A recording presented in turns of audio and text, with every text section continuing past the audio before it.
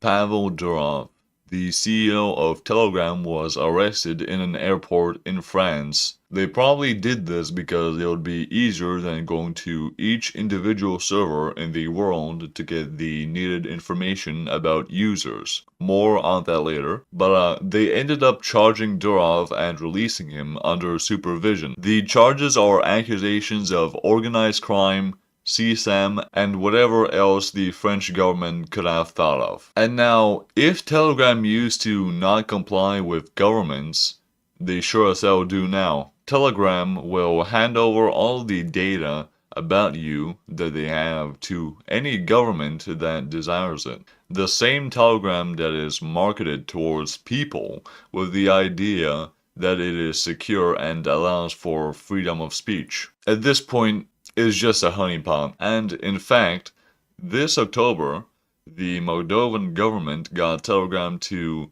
ban the channels of Ilan Shor and his deputy Marina Tauber, which are the owners of the political party called Victory or Pobeda, which is an opposition in Moldova. But even if all of that didn't happen, Telegram wasn't that secure to begin with. Luke Smith tried to warn us. Telegram is kind of unique with its way of encrypting data, or rather, making the data annoying to get to for the feds. And all of the data or messages would be stored in servers all around the globe, with each encryption key being in a different location. So, for example, you're a fed, right? Imagine that you're a fed.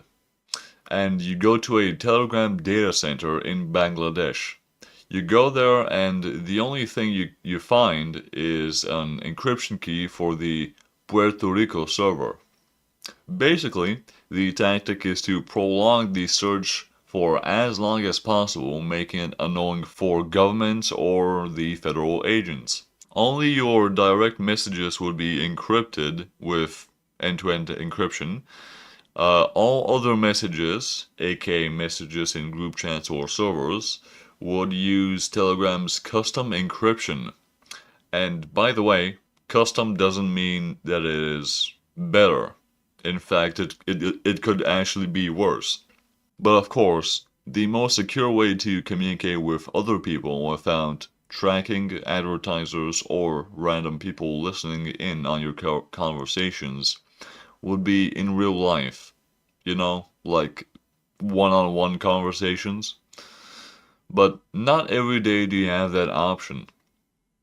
So, of course, it's way more comfortable to use a messaging app, which allows you to communicate with anyone 24/7.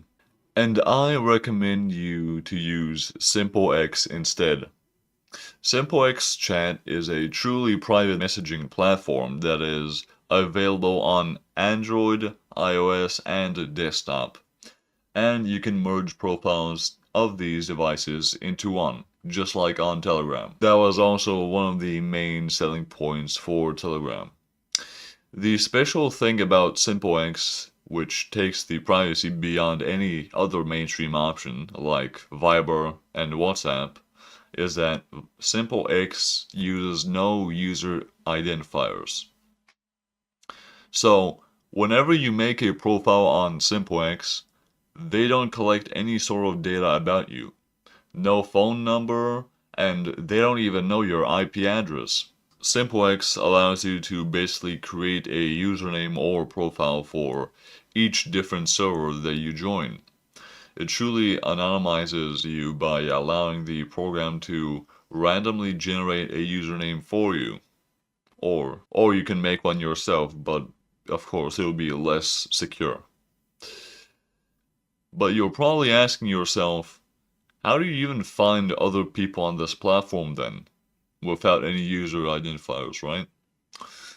In order to make it as secure as possible, there is no search bar like in Telegram.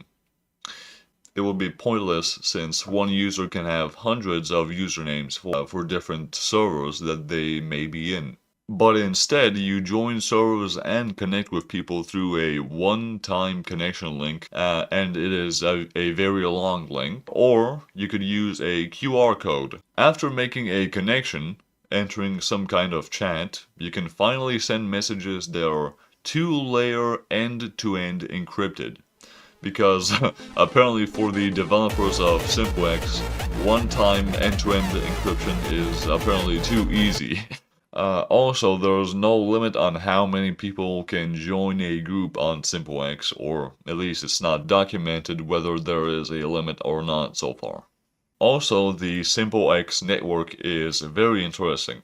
So, there are two separate servers that use onion routing for receiving and sending messages. So when you're using SimpleX, nobody is going to see your IP address, making it even more secure. Any videos or images that you see in group chats will be downloaded or cached, but in an encrypted manner and stored in a folder that you can manually delete or set to auto-delete every day if you wish so.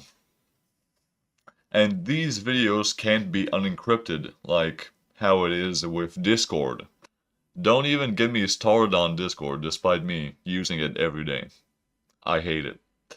And if at any time you have doubt that SimpleX might still be spying on you, you can actually self-host a SimpleX server, although I have not researched exactly how, but apparently it's possible. To end it all off, I just wanted to mention that SimpleX is open source, because of course it is. So if you have any suspicions or if you have any concerns, you can just reassure yourself by looking at the source code or getting your programming buddy friend to look at it for yourself. But so far I have said only nice things about SimpleX. Let me say something negative about SimpleX. So the only issue or problem that I see in SimpleX right now is that as a lack of users. That is one of the reasons why I'm making this video, to shine some light on this amazing program, all the while you guys get a messaging app with real security. I'm not even going to compare SimpleX to other messaging apps just because I was impressed with some of the features in this program that some of them I haven't even heard of in my lifetime.